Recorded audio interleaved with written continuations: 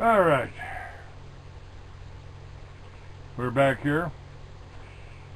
I am Clay Douglas. This is the Free American. We're talking about AIPAC. We're talking about the Israeli Political Action Committee, American Israeli Political Action Committee.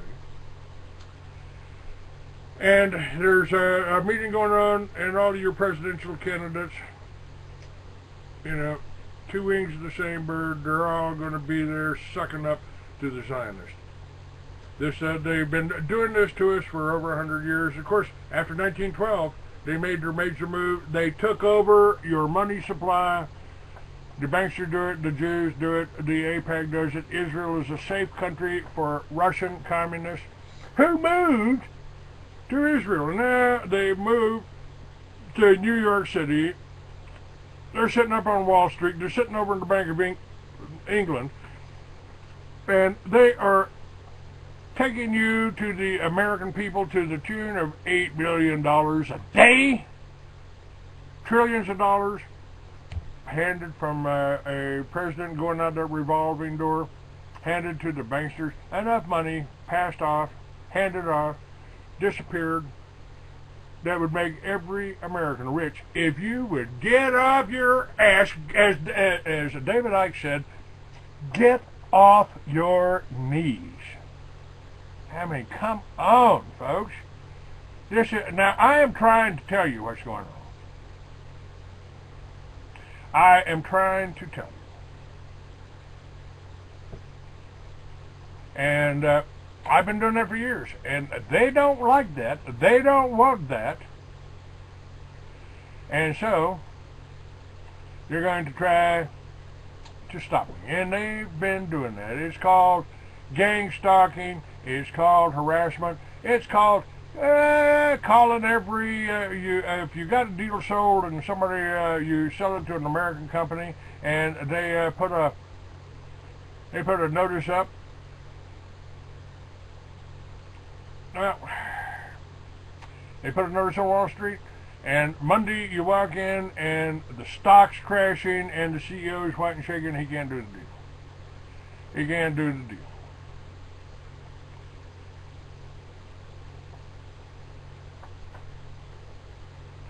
Okay, let's see what we got over here and shit.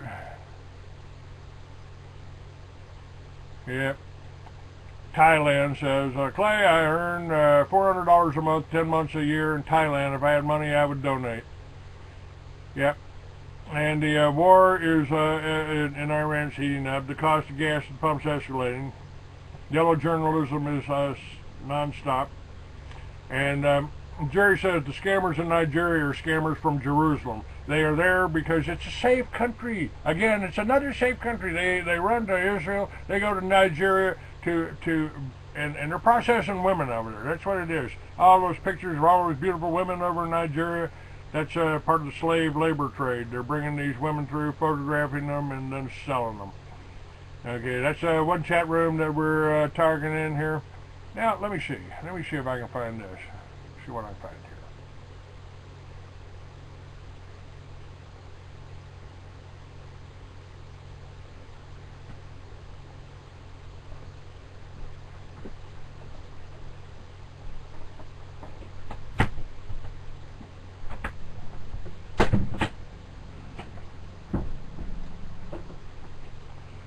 Okay, where are we at here?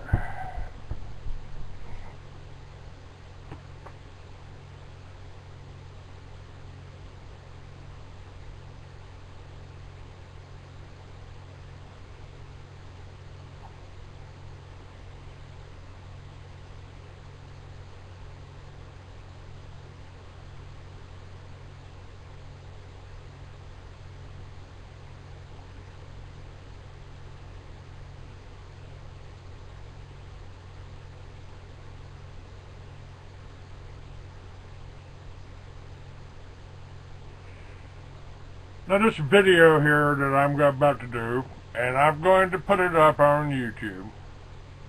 This video was censored.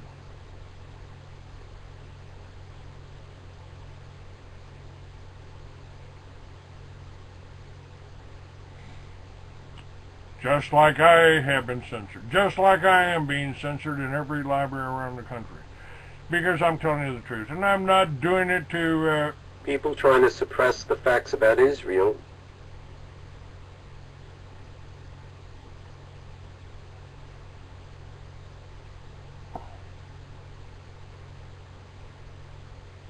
Hold on. We'll get that up. Dishonestly contact YouTube and claim my video was a terms of service violation. It was getting a lot of views, most views number 16, and they can't stand that, so they use dirty tactics. Here's that video. This is at AmericansNew.org. We're so heavily biased Congressman Paul Finley. Israel, and the whole world knows it, and they're astounded by it. They can't comprehend why America, with its great cherished traditions, would close its eyes to the dreadful punishment that we have enabled Israel to inflict on virtually defenseless people. I spoke with the head military lawyer for the IDF, Joel Zinger, and I said, you know, I spent 2 weeks here, and it's clear you people are inflicting Nuremberg crimes on the Palestinians. Exactly what the Nazis did to the Jews. What's your explanation? He said, military necessity. Notice, he didn't disagree with me. I said, that argument was rejected at Nuremberg when the lawyers to the Nazis made it. So then he said, well, we have public relations people in the United States, and they handle these matters for us. Anybody who's lived any amount of time in the Middle East begins to see the other side of it, I think. I was arrested 9 times, so have been repeatedly arrested and harassed. The first time I was arrested, I was 15 years old. The norm was physical torture. I mean, you get physically tortured until you faint, and then they will splash water in your face and start again. And that Israel calls moderate physical pressure. To me, it didn't look as moderate. They don't know, but that's what they're supporting, and I think that's the problem. Israel and the lobby, or Israel through the lobby, are really running our policy. In fact, it's worse now than it's ever been before. We have a White House that's totally dominated by Israelis. It is sad that the Americans, who are so concentrated on helping Israel, they don't give a hoot, so far as I'm concerned, about whether it hurts the United States or not. They're undermining American security. Bad things are going to happen to the Americans, and that, above all, is what I wish to avoid seeing.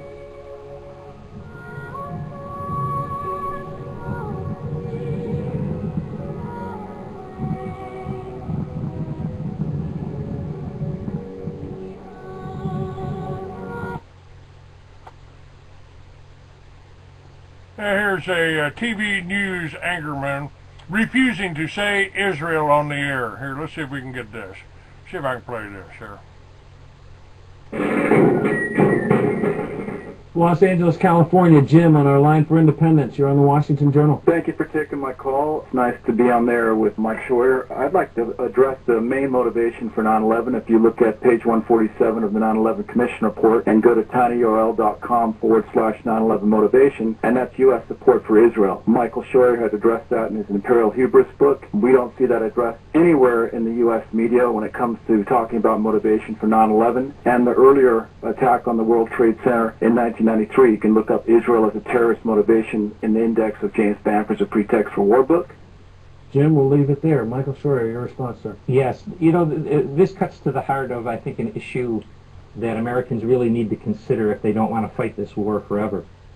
American lifestyle, democracy, women in the workplace, elections, liberty, all of those things the Islamists, Al-Qaeda, its allies, would never have in a country that they governed. That's very clear.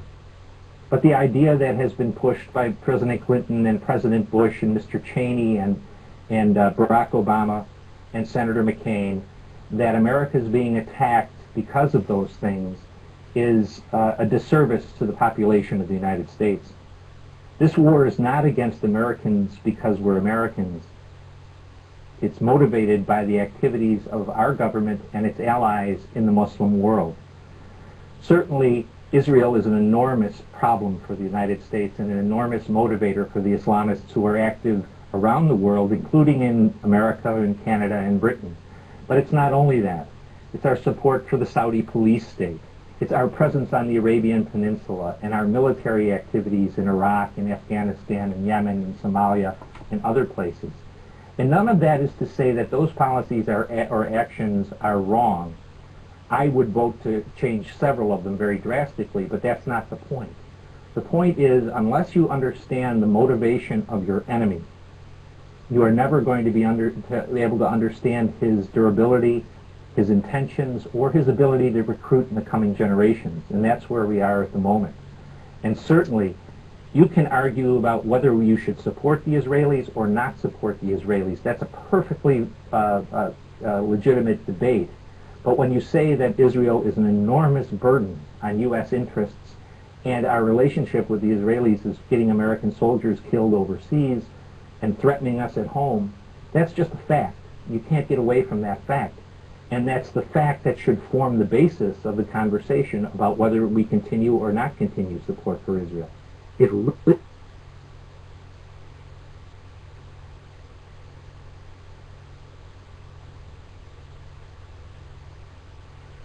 Let's see. Liberty and freedom mean anything, it means that we have the right to decide for ourselves if we want to put our lives at risk for certain policies. Just think for a moment how ugly these policies must be, that politicians feel it necessary to lie to us about them and try to convince us that the policies have nothing to do with why we were attacked. So much death and suffering because our politicians are dirty. James is right about how the media has behaved, and I'll give you an example. This was on the Newswire on the morning of 9/11. Now look what Dan Rather did. A London-based Arab newspaper man said that followers of bin Laden warned 3 weeks ago that they would carry out what he called, and I quote him, a huge and unprecedented attack on U.S. interests. For whatever that may or may not be worth. Outrageous. We don't deserve to be treated like this. I continue to expose the agenda of suppressing why we've been continually targeted in these 2 videos.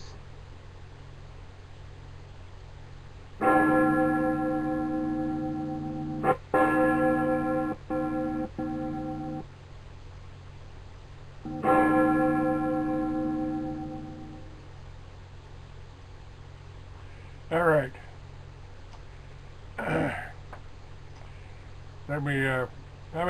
Let me go back here,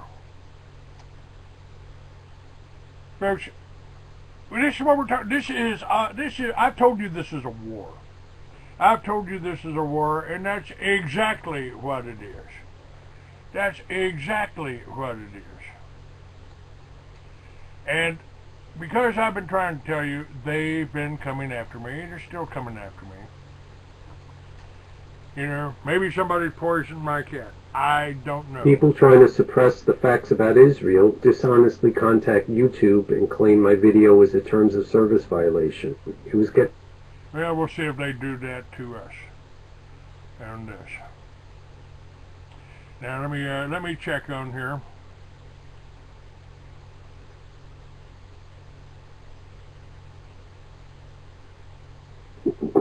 Hello, who's this in 804? Hey, Clay, I'm all ears this morning, but since you punched my button, I just want to add on with this. They killing the white South Africans like crazy down there. They beat a little 9-year-old white girl in the head with a hammer, because you know how they be running on the farms, right? They attacking all the white farmers and trying to kill them. And this little wicked nation, when they get the white people asylum over here. You know, I've tried to tell people that when they took over South Africa, when the communists took over South Africa, they drove the blacks in on the farmers. You know. Yeah. So they're doing the same thing, and they got the blacks fighting the Mexicans now. You know. That's the whole agenda, to get everybody fighting and get the tension off of them. All right, bud. I appreciate it. Thanks for listening. And you know, if you can, get some people in the black community to start listening to this show. Get them to buy some of my books, man. This is not black against white. This is the individuals against global government, global slavery, and you know, you want to be a slave again? Well, you're almost there.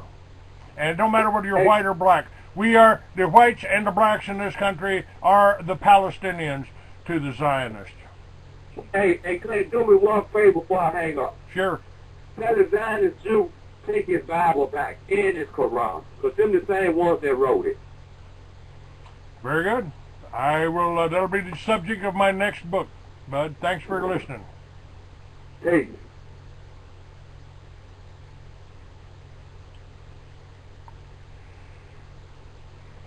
Hello, Ann. Hi, Clay. Sprechen Sie Deutsch? How are you doing, dear? Oh, very well, thank you. Just got some errands to do later today. You know, that one fellow, I'll go back to, I think Nutter, John Nutter. Yes, sir. He was talking about, you know, being neighborly with everyone. To bring us all together, it needs to start, you know, like it starts with me in my area, you know. And wherever anyone is, it starts with that person that can be neighborly. Is that yours?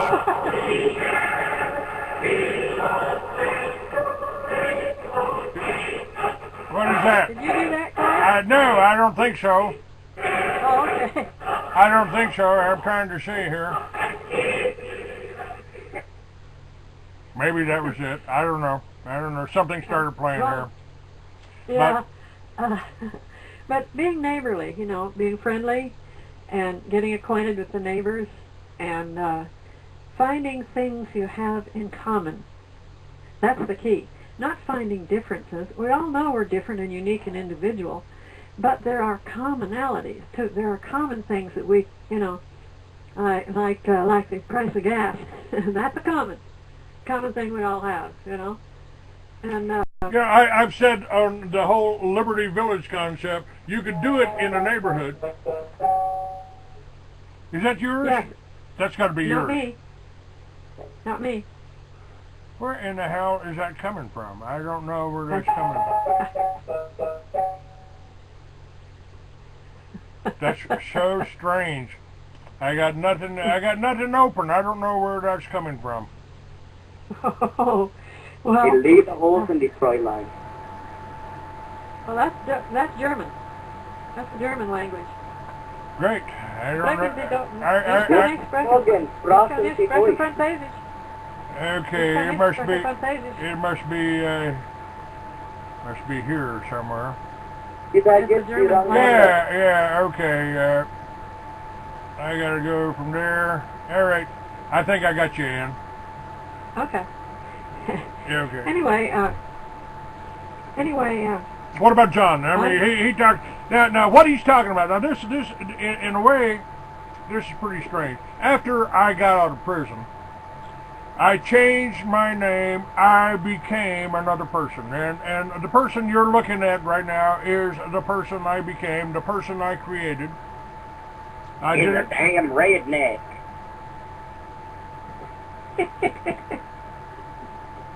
Where is that coming from? I have no idea where that's coming from. Let's see here. Maybe I do. Maybe I do know here.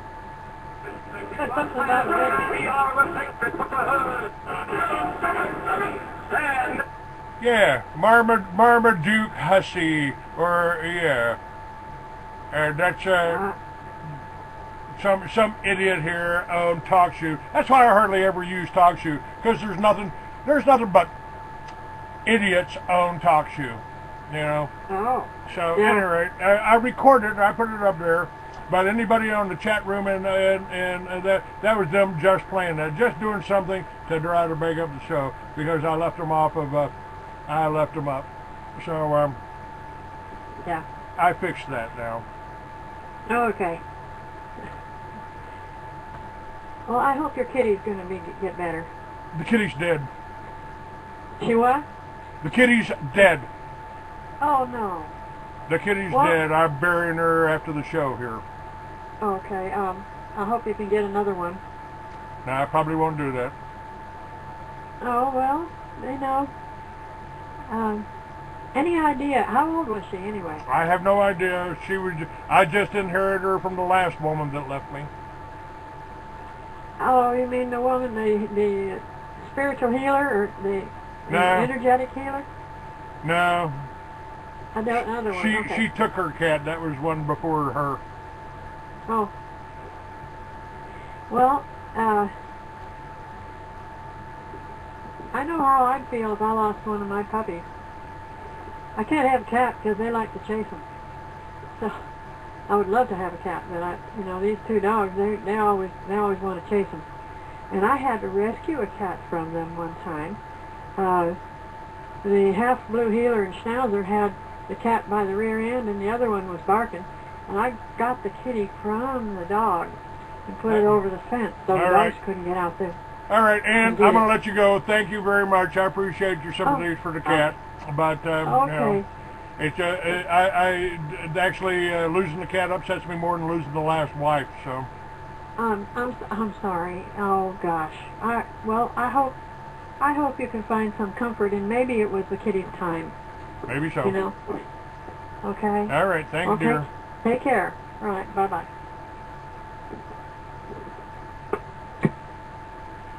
All right. What else have we got here? 5 minutes left. Folks, if you want to help, look, if nothing else, make a phone call. Go to freeamerican.com, click on my email address, send me something, let me know that you're listening.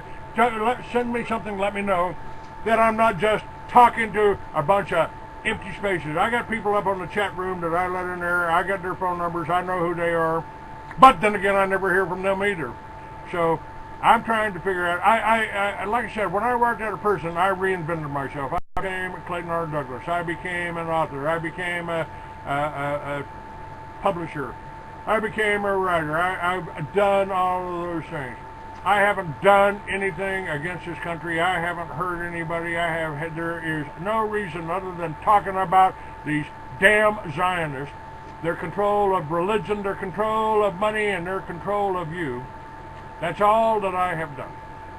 I am talking about them. If you don't want to help, if you don't want to back me, if you don't want to support me, if you don't enjoy listening to me,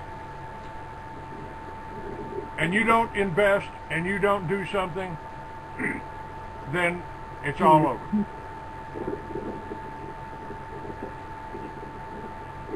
Now, what? Ann, is that still you? Do I still have you on? I don't think so. What is happening here? All right. Any rate, I'm out of here, folks. I am Clay Douglas. I am the Free American. Clay at freeamerican.com. And let me do a couple of things here.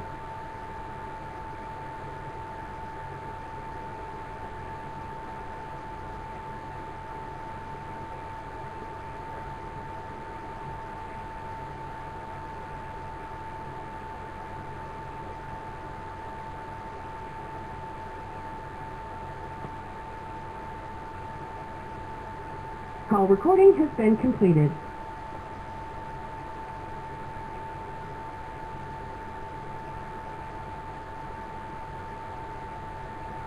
All right. Yeah, thanks for listening, guys.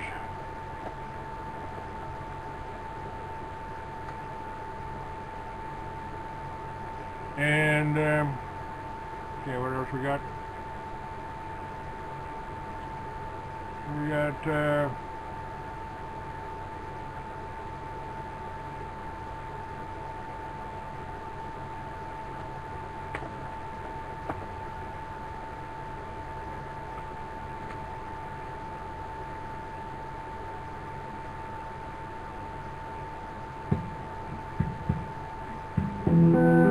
FreeAmerican.com.